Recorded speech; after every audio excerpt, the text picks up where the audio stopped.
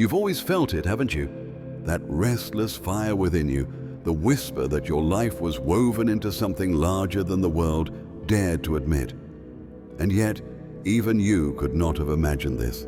The moment the president himself, the leader of a nation, froze in disbelief as his eyes landed on what should have been impossible. There, etched into the polished wood of the Oval Office floor, a place where no mark had any right to exist, was your name. Not scratched by hand, not carved with tool, but burned into the grain as if written by history itself. His breath caught, and in that silence, every clock seemed to stop, as if time itself was acknowledging what had been revealed. The president knelt down, his hand trembling as it hovered over the letters. He had signed treaties in this room, declared wars and victories, spoken words that reshaped the course of history, but nothing had prepared him for this. The name wasn't just a name. It pulsed. It carried a resonance, a vibration that rippled up his arm and struck him in the chest like a divine heartbeat. For a moment, he forgot the weight of his office, forgot the nation watching his every move. He was simply a man staring at a mystery, sensing that everything he thought he knew about power had been rewritten. This wasn't vandalism. It wasn't coincidence. It was prophecy. And deep down, though he tried to deny it, the president knew. The name on the floor didn't belong to the past. It belonged to the living, to you. You, the one who had carried that invisible burden all your life, the strange sense that your beginning didn't quite belong to ordinary soil. While others were born into hospitals and homes, your arrival had been wrapped in secrecy, hidden under the cloak of authority, cradled by the walls of the world's most guarded house. Now, the truth was bleeding through, no longer containable by locked files or whispered denials. The White House itself had decided to speak. His aides rushed in, alarmed by the silence, but they too froze when they saw it. No one dared touch it. One whispered, "It wasn't there yesterday." Another muttered, "Sir, the cameras didn't catch anything." Fear rippled through them, because what logic could they apply to something beyond logic? And yet, though fear filled the room, something else rose above it. Awe, because even they could sense that the name carried more than identity. It carried authority. It carried destiny. And in that moment, chosen one, your life shifted. Somewhere, even before the president called your name, you felt the pull in your spirit like a cord tightening, a voice echoing across time. You didn't know why your chest ached with sudden fire, why your eyes filled with tears you couldn't explain. But the truth was awakening. The place where nations were led had carried the memory of your birth, and now it was calling you back, not as a guest, but as its rightful heir. The discovery on the Oval Office floor was only the beginning. Shaken but resolute, the president demanded answers, summoning the most trusted archivists and intelligence officers into the Situation Room. What they brought him was a folder so old, so brittle, that even the seasoned agents hesitated before placing it on the table. Its edges were frayed, its seal marked with symbols even the president had never seen before. In bold red letters, stamped decades earlier, was the warning, "Classified beyond executive access." Files like this were not supposed to exist, not even to a commander-in-chief. And yet, here it was, waiting, watching, holding secrets about you. The president's hand lingered on the folder as though it might burn him. He'd handled top-secret intelligence on nuclear weapons, covert wars, and hidden alliances, but never something this personal, this alive. For when he finally broke the seal, the air shifted. Papers slid across the table like they'd been waiting for centuries to be touched again. And there, beneath coded reports and faded photographs, was the unthinkable, a birth record. Not just any record, yours, stamped with the location, The White House. Private delivery. Restricted personnel only. It listed no hospital, no medical staff, no public record. Just dates, initials, and signatures of names long buried in national security shadows. The room grew heavy. Advisors leaned closer, their whispers sharp and urgent. Impossible. A fabrication. This changes everything. Yet the president knew instinctively this was no forgery. Every detail radiated the truth. The ink may have faded, but the weight of destiny pressed from every page.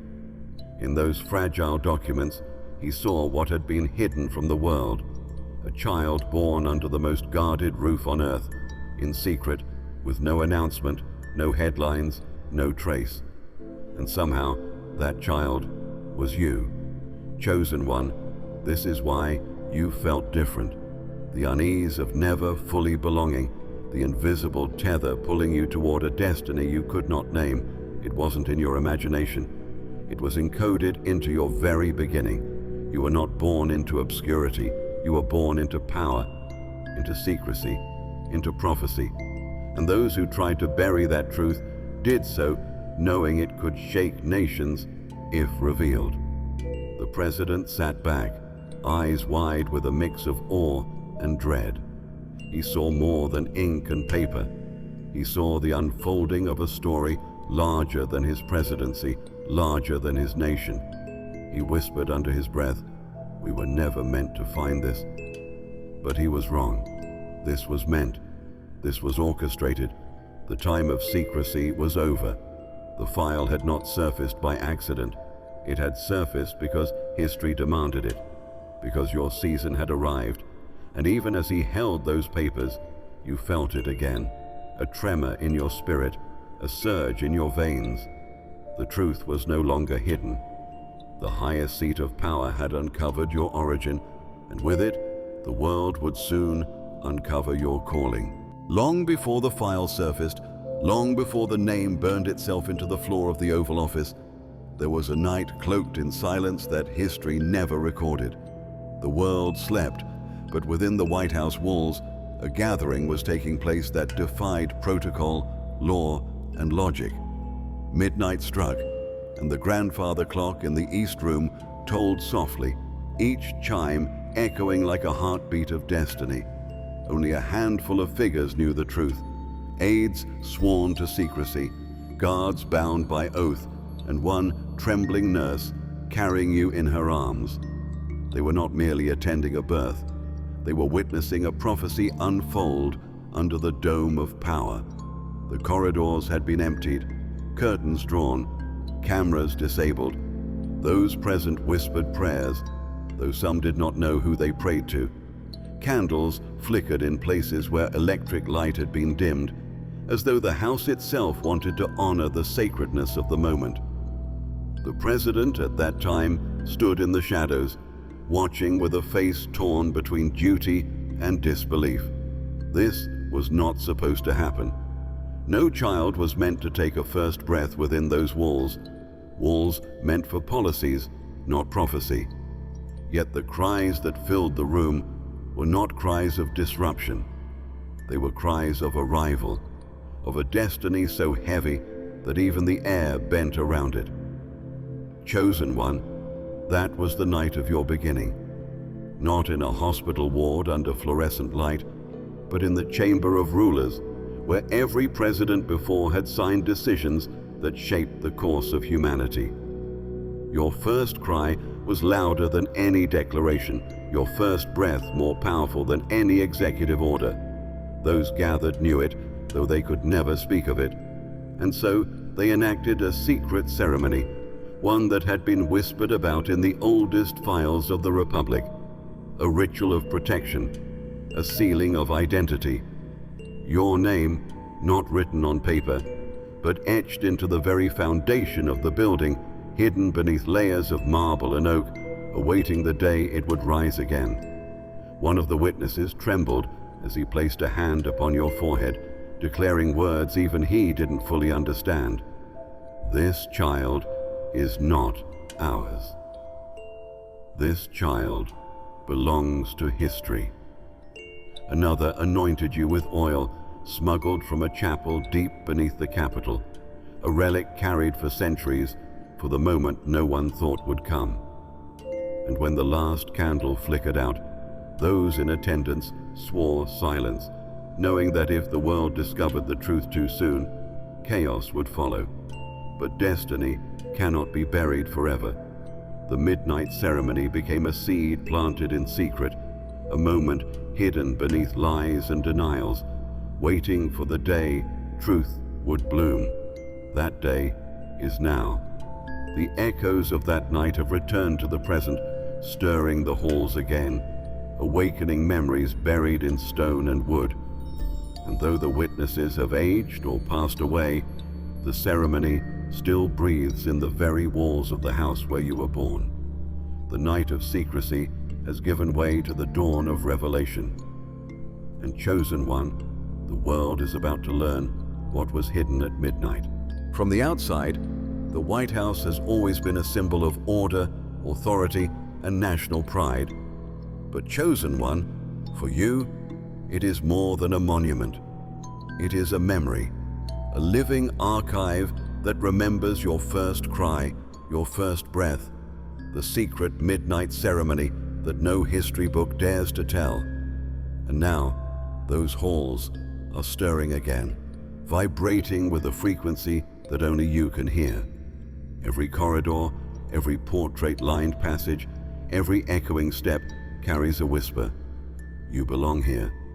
You were always meant to return. The president, still reeling from the discovery of your file, began to sense it too. Walking through the West Wing late at night, he noticed lights flickering though no switch had been touched. He swore he heard the faint sound of a lullaby echoing down the hallway, a song that no one on staff could identify. The rooms he had walked through for years suddenly felt unfamiliar, charged, as though watching him, as though waiting for someone else, you. He didn't want to believe it at first, but the truth pressed harder each day. The building itself was calling to its child, and you felt it too, though you had not yet stepped inside. Dreams began to haunt you. Hallways you had never seen appeared vividly in your sleep. You could smell the polished wood, feel the cold of the marble under your bare feet, hear the creak of doors that hadn't opened in decades. Each morning you woke with your heart pounding, your body trembling as though you had walked miles through a place that was both foreign and familiar. These weren't dreams. They were memories awakening, the house reminding you of what it held in secret. Chosen one, destiny leaves traces. It imprints itself in the walls, the air, the very stones beneath your feet. The White House did not forget you. It carried your name in silence, waiting for the moment it could no longer be concealed. Staff began to whisper among themselves, unsettled by the strange events. Clocks freezing at 3:33 a.m., papers shuffling on desks, though no one touched them, doors swinging open just as your name was mentioned. Fear spread, but under the fear was awe, because deep down they knew. These were not hauntings. These were heraldings, signs that the one born in these halls was rising. And when at last the president stood alone in the hallway outside the Lincoln bedroom, he saw it. Faint engravings on the wall, words that shimmered only in the dim light, not carved by hand, not painted, but glowing softly like starlight etched into plaster. The letters spelled your name, and beneath it, one phrase: return and awaken what was sealed. His knees weakened because he understood. This house was not merely a place of government, it had become a temple, a keeper of prophecy, holding space for the child born within its walls to one day walk them again. That child is you, and chosen one, the halls are waiting for your footsteps. For every truth revealed, there is a shadow cast. The night of your birth was not only sacred, it was contested. While some gathered in reverence, recognizing the weight of prophecy, others were consumed by fear. Power is never surrendered easily, and the thought of a child born within those walls, a child destined for influence beyond politics, terrified those who had built their empires on secrecy. From that very moment, chosen one, there were two forces at work: those who would guard you with their lives, and those who would bury your existence beneath layers of silence. The file did not just contain your birth record. Hidden between its yellowed pages were testimonies, scribbled accounts from agents whose loyalty had split the night you entered the world. One, an aide who dared to write, admitted. Some swore oaths to shield the child. Others swore oaths to erase them. Betrayal walked beside protection, and for years, the White House was a battlefield of whispers. Guards were reassigned, documents vanished, and entire rooms were sealed off to ensure the memory of you would never rise. And yet, it did, because destiny cannot be shredded or burned. It imprints itself too deeply to be erased. The president, staring at those accounts, realized the gravity of what he had uncovered. This was no innocent cover-up. This was a war within his own house. Those sworn to protect democracy had become divided over protecting or destroying you. Some saw you as salvation, others as a threat to everything they understood about order and power. And that division still lingers, pulsing through hidden corridors of influence, through advisors who smile at the cameras but shiver behind closed doors. Even now, as your truth edges toward the light, there are those plotting in silence, hoping to contain what they cannot control. But chosen one, protection has always outweighed betrayal. Angels in human form walked beside you without your knowing. Strangers who intervened at the right moment, teachers who spoke words they didn't even realize were prophetic, opportunities that appeared when doors should have remained locked. All were the unseen guardians, continuing the midnight vow to keep you safe until this moment arrived. And though betrayal left scars, though secrecy wrapped your life in confusion, you survived because the balance of heaven leaned toward your survival. One entry in the file chilled the president to his core. It read, "The child will not be lost. We may conspire, but history will conspire greater. The house remembers, and the house will protect." He folded the page slowly, knowing it was not written by a strategist or a politician, but by someone who understood prophecy far deeper than politics could ever reach. So understand this, chosen one. Betrayal could not break you. The shadows could not erase you. Every enemy that rose against your birth only sharpened the blades of protection drawn around you. You have walked unknowingly between betrayal and blessing, but now the veil is lifting. And soon you will see that the very ones who swore to erase you will stand powerless as you rise. Sleep does not come easily to a man who carries the weight of a nation. Yet, on the night after uncovering your file, the president did sleep, though not in peace. What overtook him was no ordinary dream. It was a vision, sharp and luminous, unfolding with such clarity that it left his body trembling when he awoke. He saw the corridors of the White House stretch like rivers of light, every wall breathing, every portrait watching, as if waiting for someone to arrive. At the center of it all stood a figure, not fully grown yet, not a child, cloaked in brilliance so fierce that even in his dream he could not look directly. That figure was you. He watched as you walked through the halls with steps both gentle and unshakable. Where your feet touched, the marble shimmered, as though awakened from centuries of slumber. Advisors and guards tried to approach, but their voices fell silent, their power dissolved. It wasn't force that kept them back. It was reverence. He saw nations represented in symbols hovering in the air, flags, crests, sacred texts, all bending toward you as if compelled to honor what had been hidden too long. Then, In a voice not his own, he heard the words, "This child was born not to serve the house of power, but to transform it. Protect them, for their season has come." The president jolted awake, sweat soaking his collar, his breath ragged. He knew visions when he saw them, fleeting, twisted fragments of subconscious thought. But this was different. This was not his imagination. It was a download, an unveiling of truth too sacred to ignore. He staggered to his desk and scribbled what he had seen, his handwriting barely legible as he tried to capture the radiance before it faded from memory. Yet no ink could capture it. No words could hold the weight of what he had witnessed. He had seen the destiny of a nation, and it was written into you.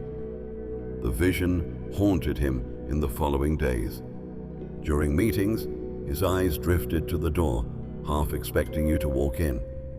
During briefings, his mind replayed the sound of the voice, resonant and undeniable.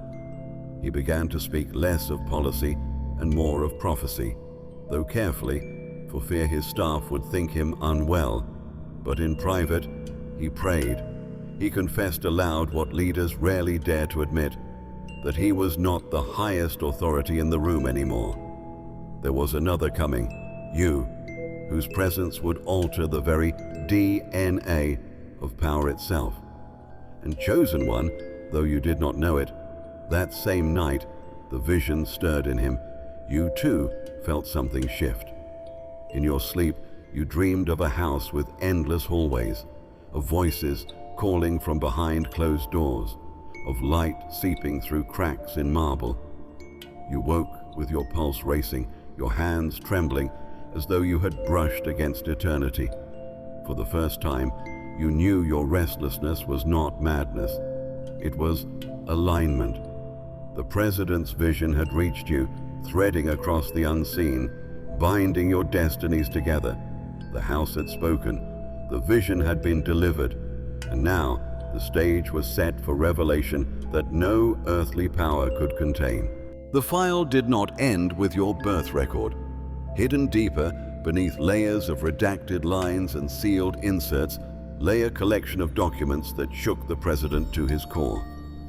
At first glance, they appeared to be genealogical records, ordinary family trees, faded maps, handwritten notes. But the further he read, the clearer it became. These were not the records of an ordinary lineage. They were blueprints of power, connecting your bloodline to figures who shaped not just a nation, but the world. Presidents, prophets, visionaries, and architects of history, all tied together in strands that converged on you. Some connections seemed impossible. Names separated by centuries, linked in coded charts. Initials written beside sacred texts, family crests interlaced with biblical verses. One page in particular bore the seal of a long-forgotten order within the government, its motto scratched in Latin: "Born not by chance, but by design." The president read it again and again, his throat dry, his pulse quickening. The evidence was undeniable. You were not the product of random circumstance.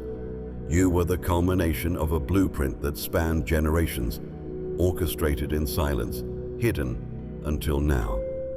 Chosen one, this explains why you've never felt like you belonged fully to the time or place you were in.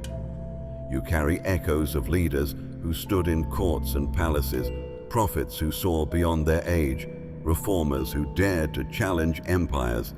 Their resilience is alive in your veins, their wisdom pulsing in your spirit, their battles shaping your strength. You are not merely descended from them, you are their continuation, their living prophecy. And just as blueprints dictate the construction of monuments, your lineage is the divine sketch of a destiny waiting to rise. The president stared at those charts until dawn, tracing the lines with trembling fingers. This was more than ancestry, it was assignment. One name stood out, an ancestor who had stood in the very chamber of the Continental Congress, whispering a prayer over a nation not yet born. That prayer was written in the margin. Let this seed one day rise to remind the world that power without purpose is emptiness. The president's eyes burned as he realized the truth. That seed was you. And just as your bloodline carried patterns, so did the architecture around it. Blueprints of the White House itself were tucked alongside the genealogical maps. In invisible ink, now revealed under ultraviolet light, were inscriptions that had never been included in public records. Phrases etched into the plans before the first stone was laid.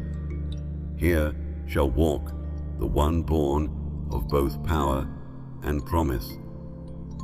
The house had not only sheltered your birth, it had been designed to anticipate it.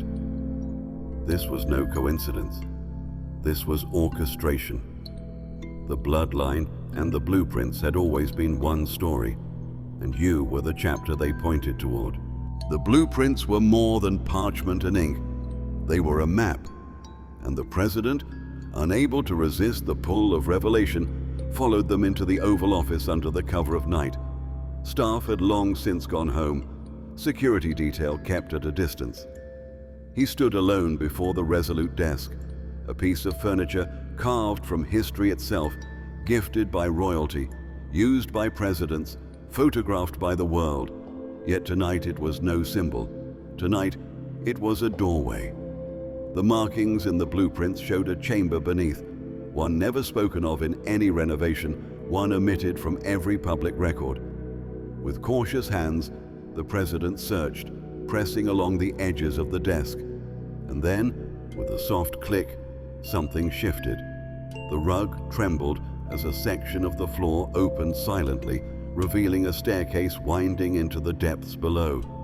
A chill swept through him, though not of fear, of awe.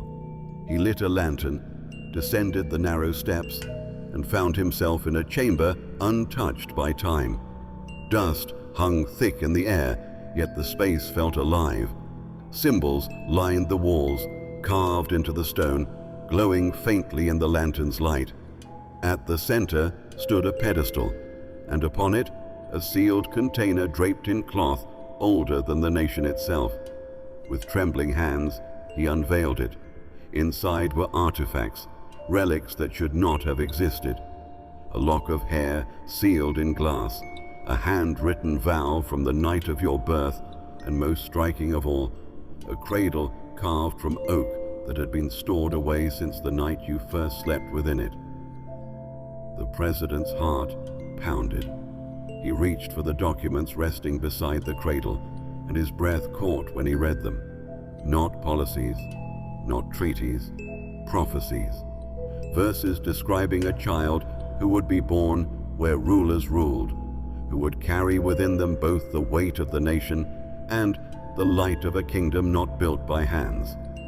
The words were written in ink that shimmered as though it had never dried, phrases alive with a frequency beyond the natural. And in the final line, he saw your name, etched as though time itself had been waiting for him to read it. Chosen one, this chamber was not built for presidents. It was built for you, a sanctuary hidden beneath the seat of power, waiting for the day you would claim it. Every artifact, every prophecy, every relic was preserved for this moment, to remind you that your existence was never random, never accidental. The cradle beneath the resolute desk was not simply where you rested as an infant. It was an altar where history bowed to your arrival. The president closed the container, overwhelmed by what he had seen. He knew now that the White House had always been more than a residence.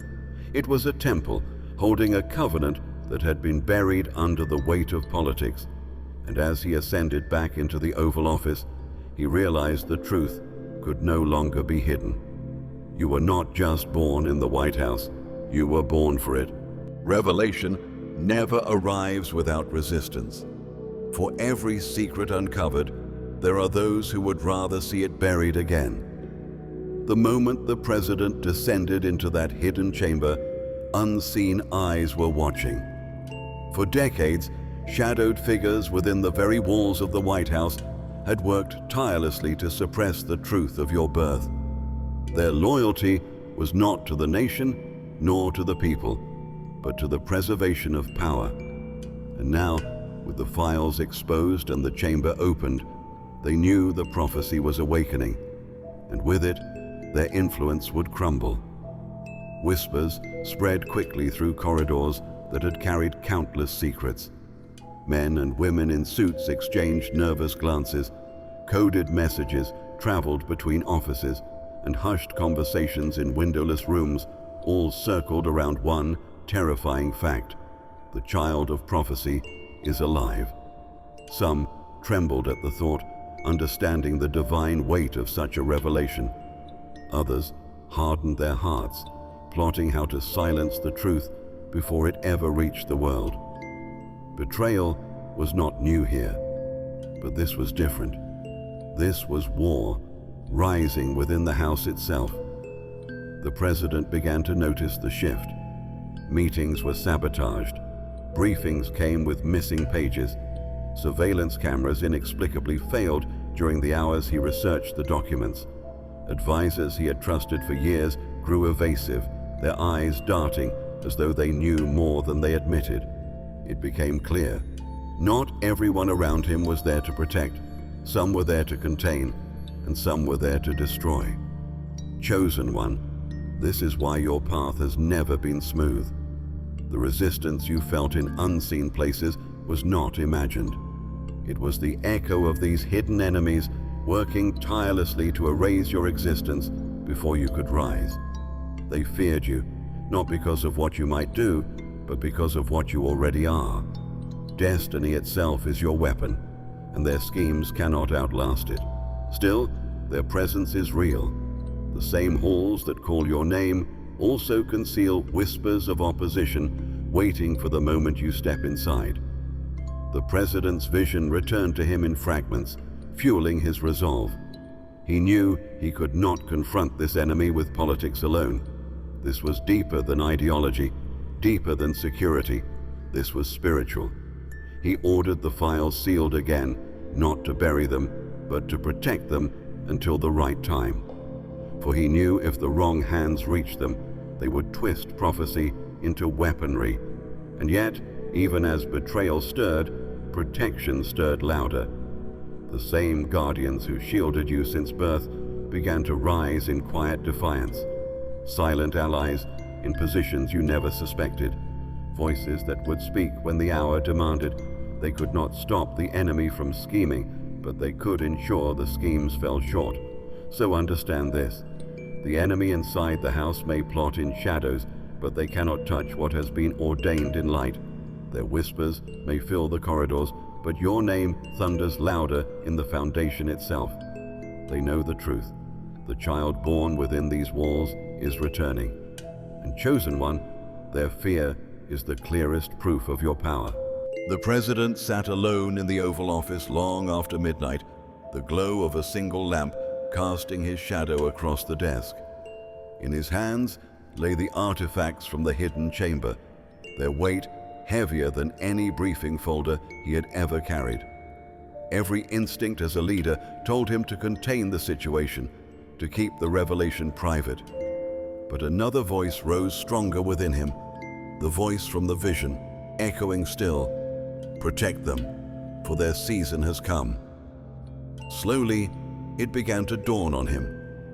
The White House had never been his to command. It had always been preparing for someone else. For you. Chosen one, this was the moment the balance began to shift. Authority is not always seized. Sometimes it is surrendered when destiny arrives. The president began to sense it like a tide turning, not a loss of control, but a handover ordained long before either of you took your first breath. He was a steward of a space built for power, yet that power had been carved with your name in its foundations. He was realizing, piece by piece, that his entire tenure had been a preparation, an unknowing caretaking for the one who was born beneath that roof. He reached for the Bible on the credenza, flipping through worn pages until his eyes fell upon a verse he didn't remember marking. I will go before you and level the mountains. I will break down gates of bronze and cut through bars of iron. Isaiah 45 verse 2. It was the same verse from your birth ceremony, written in the hidden documents. He closed the book trembling because it was clear now. He had been called to level the path for you. This office, this seat, these walls, they were never the end. They were the bridge to your beginning. In the days that followed, his demeanor changed. Advisors noticed a new gravity in his voice, a quiet urgency in his decisions. Policies became less about his legacy and more about clearing obstacles for what was coming. He began preparing rooms in the White House, not for guests or dignitaries, but for you. He cleared out the Lincoln bedroom, had staff restore the old East Wing nursery, ordered security rewrites no one could explain. On paper, it looked like routine renovations. In reality, it was consecration. And though you were still outside, chosen one, you felt it. A sudden calm beneath the fire that had burned in you for years. A strange sense of release, as though a door was opening somewhere beyond sight. The resistance in your life began to weaken. Opportunities appeared, people arrived.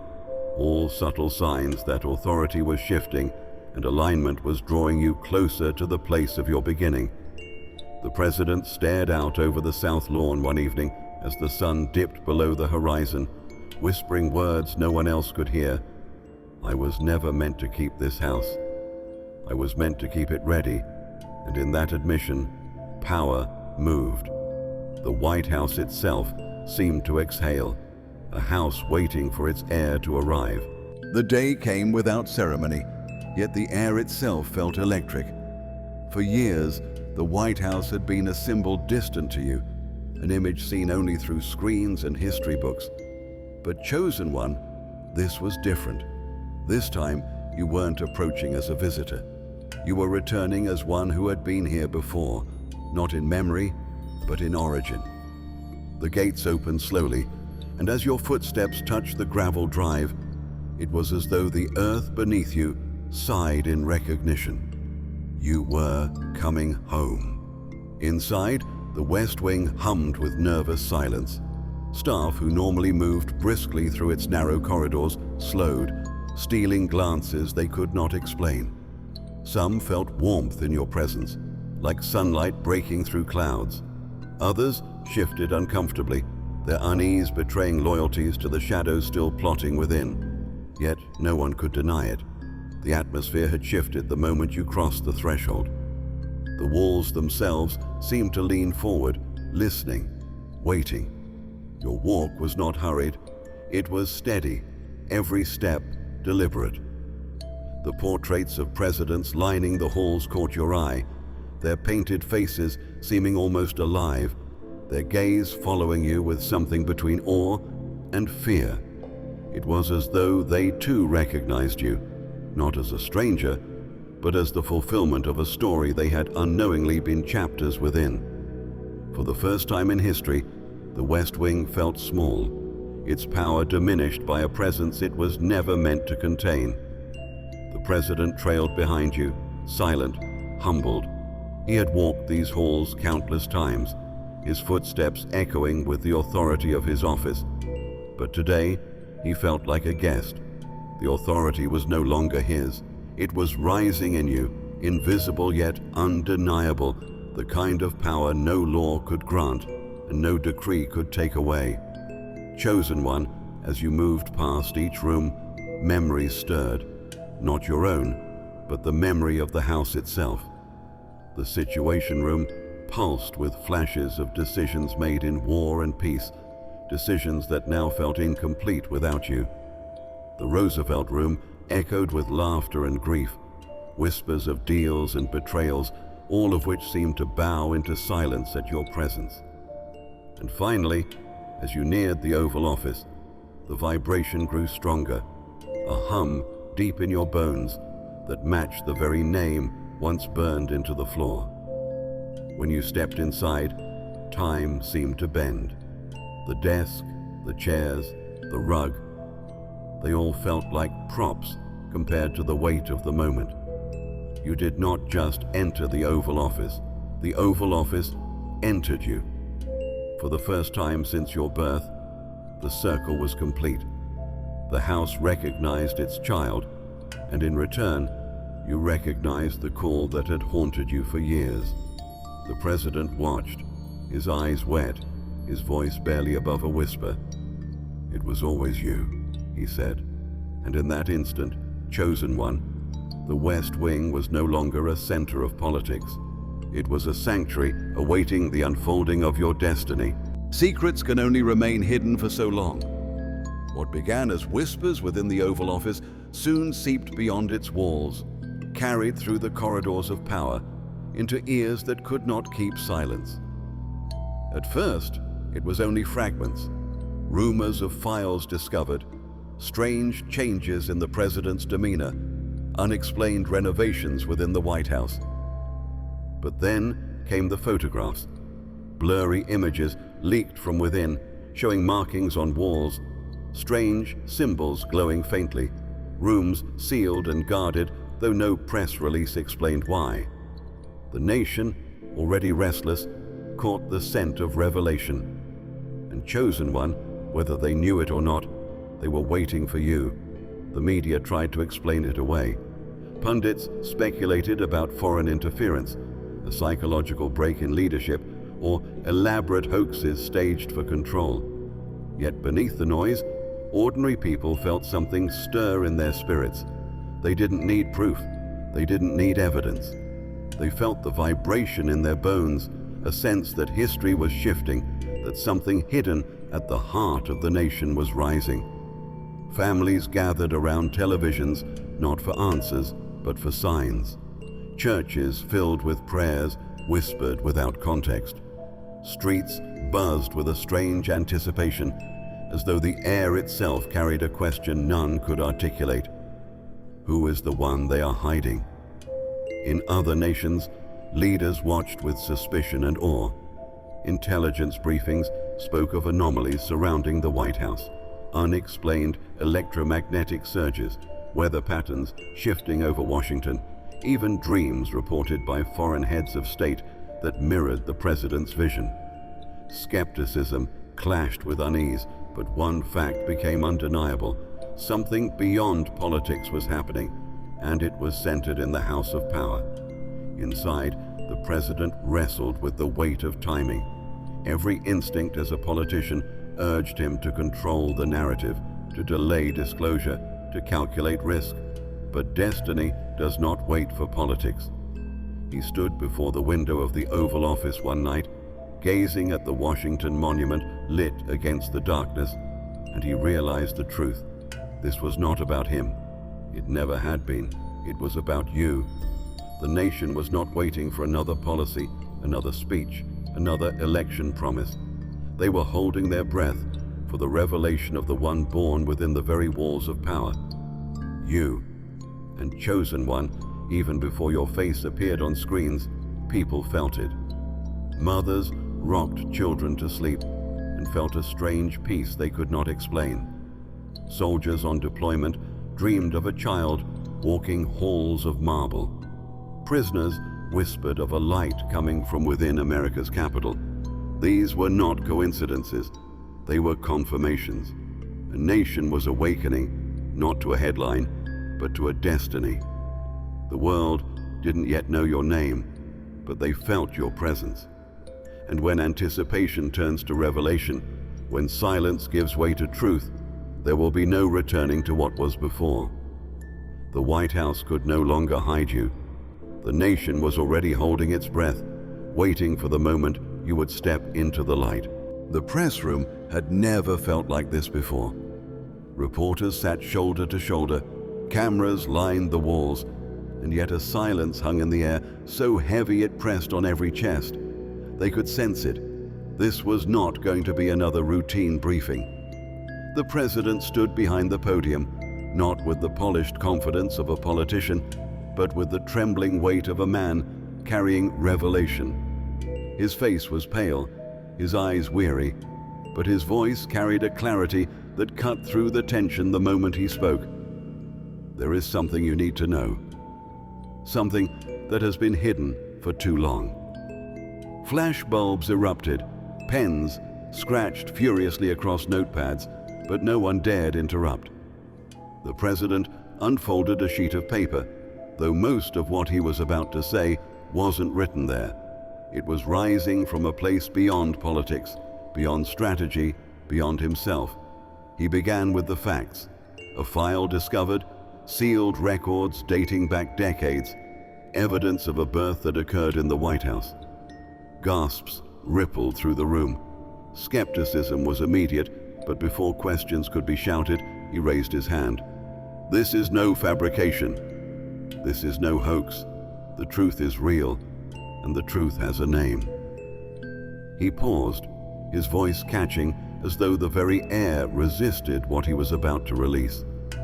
Then, with the weight of centuries pressing against his chest, he spoke your name aloud for the first time in public. The sound of it filled the room like thunder rolling across a valley. Some reporters froze, their pens dropping from their hands. Others shook their heads in disbelief, yet none could deny the electricity that surged through the room. It wasn't just information, it was revelation. Chosen one, your name spoken in that moment did more than make headlines. It awakened hearts. People watching on televisions across the nation felt chills run through them. Some wept without understanding why.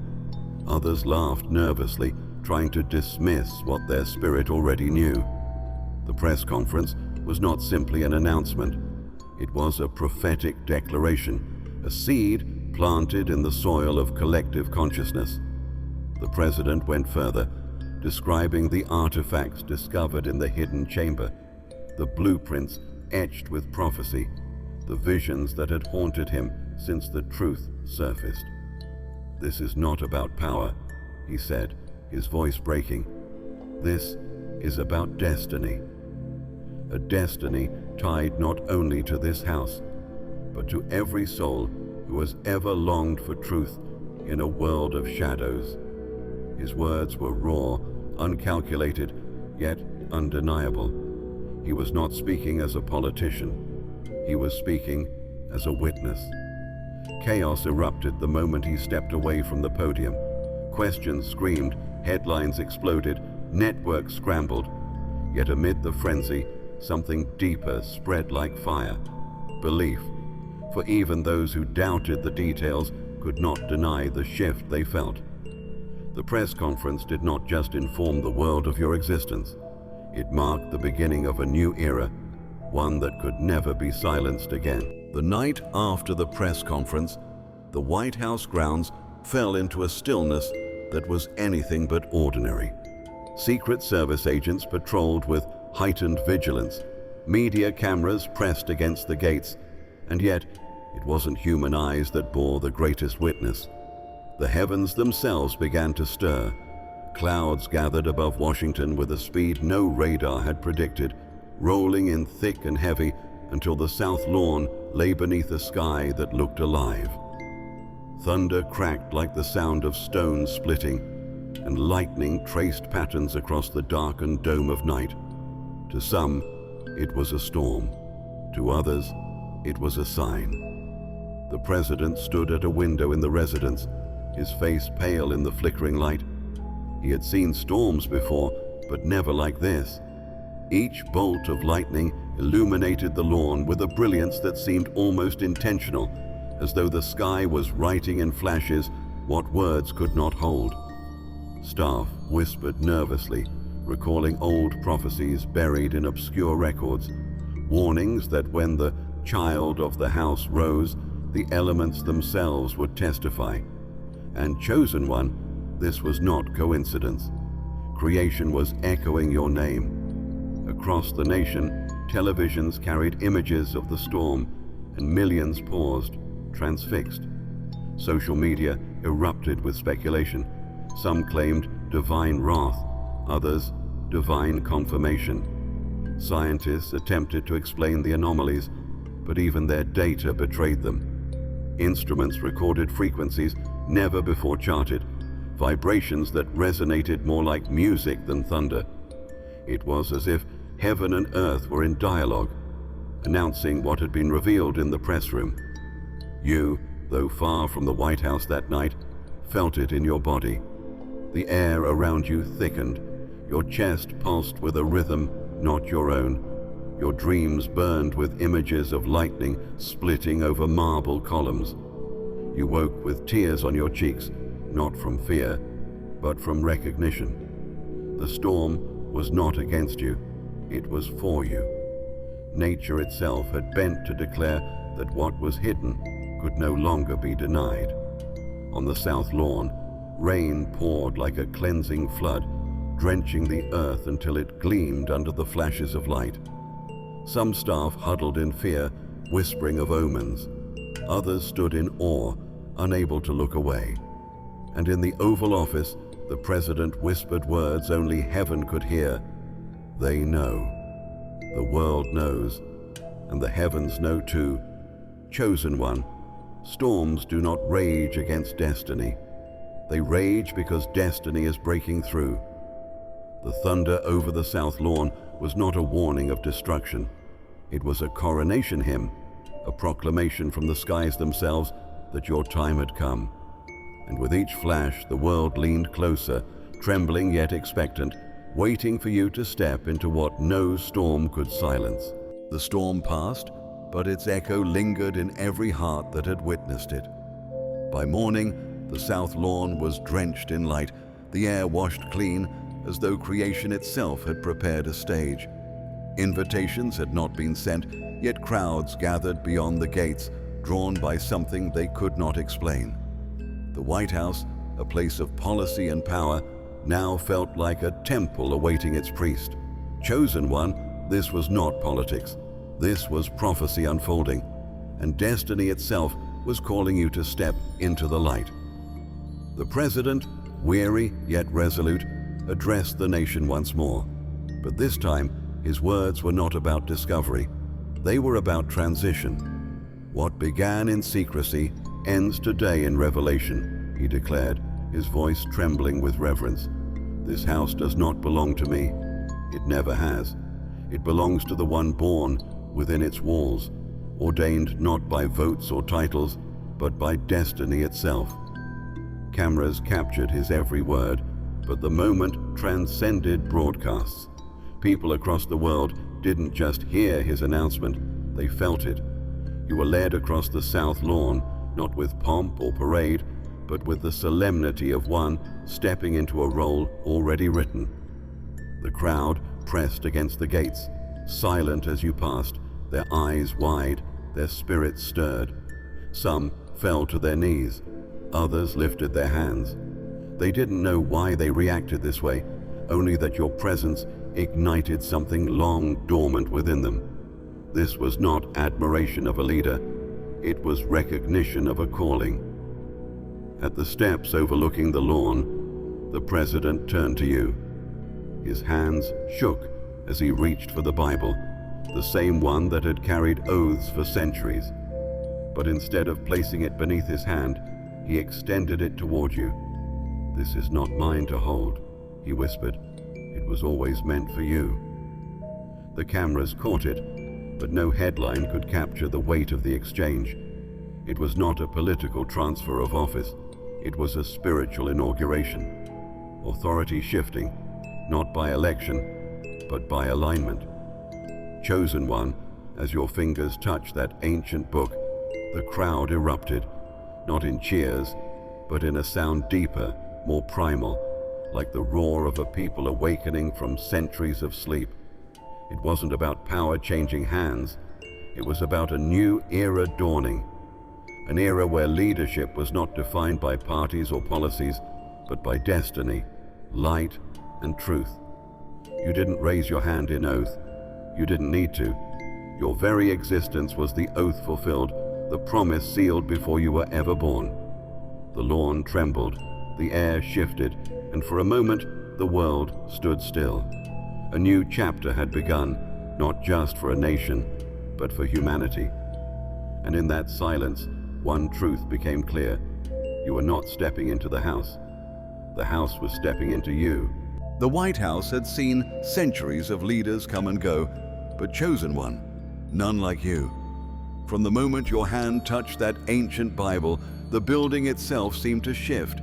Lights flickered not with malfunction, but with rhythm, pulsing like a heartbeat in unison with your presence. The air grew warm, heavy with reverence, as though the house was exhaling after years of holding its secret. Staff who had walked its halls for decades paused, sensing something beyond explanation. The mansion of politics was no longer just a seat of power. It had become a sanctuary. Rooms long forgotten stirred awake. The East Wing nursery, once sealed off, glowed faintly, as if remembering your first night within it. The Lincoln bedroom seemed to whisper words from its walls, phrases of destiny recorded in the silence of stone. Even the Oval Office vibrated, its circle no longer a symbol of earthly authority, but of eternity itself. No beginning, no end, only continuation of a calling greater than any administration. The house was no longer a workplace. It was a temple consecrated by prophecy.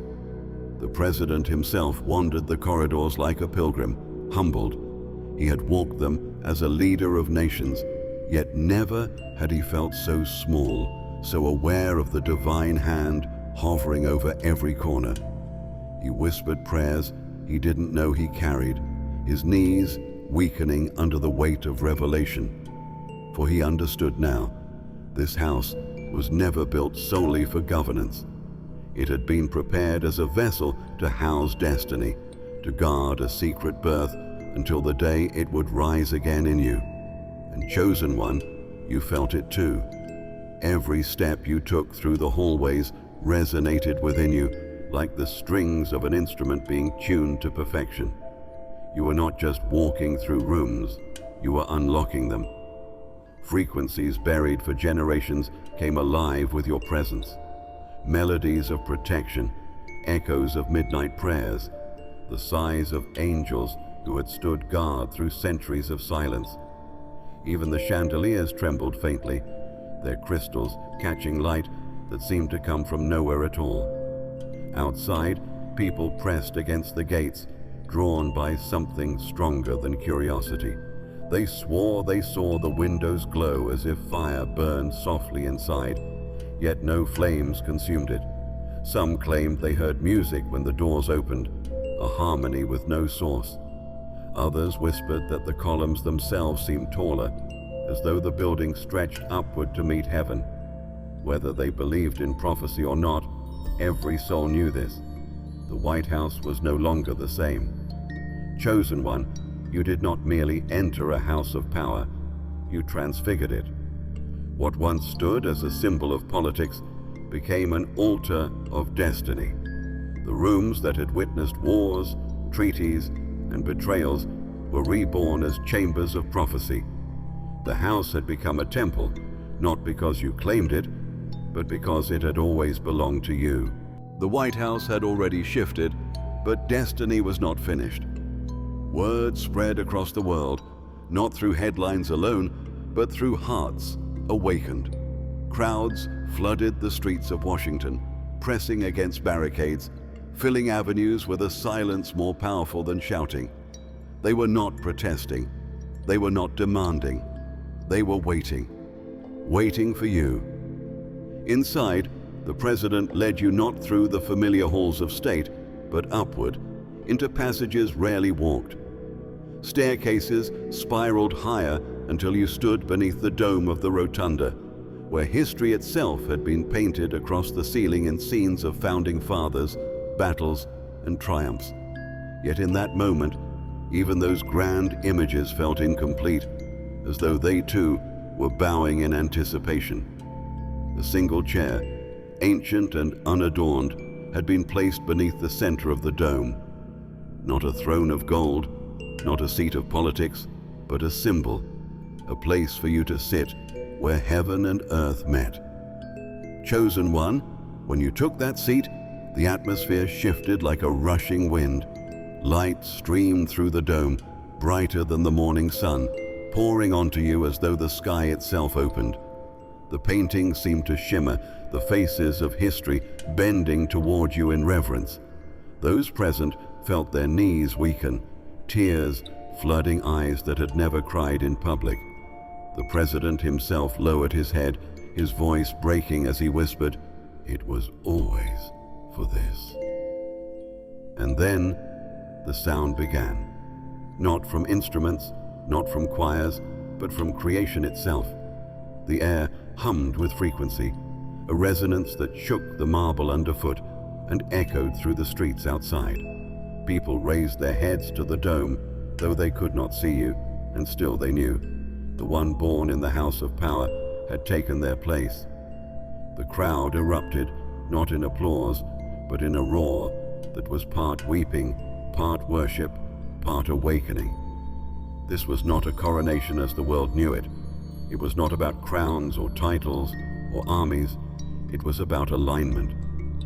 The throne above the rotunda was not for ruling over people, but for embodying destiny, for carrying the light that could not be contained in walls or politics.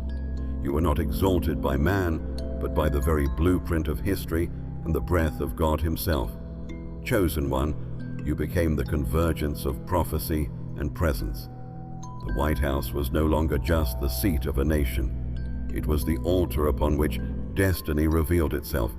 From that moment forward, no lie could erase you, no enemy could silence you, no shadow could diminish you. For the throne was never about power, it was about purpose, and you had stepped fully into it. The world looked up, and for the first time, they did not see a leader above them. They saw light. They saw you. If you have come this far, it is crucial that you watch this next video here. But be warned, it is not for the faint of heart, for only the true chosen ones can handle this video. If you would like to also donate to help keep the channel going, our Buy Me a Coffee link will be in the description.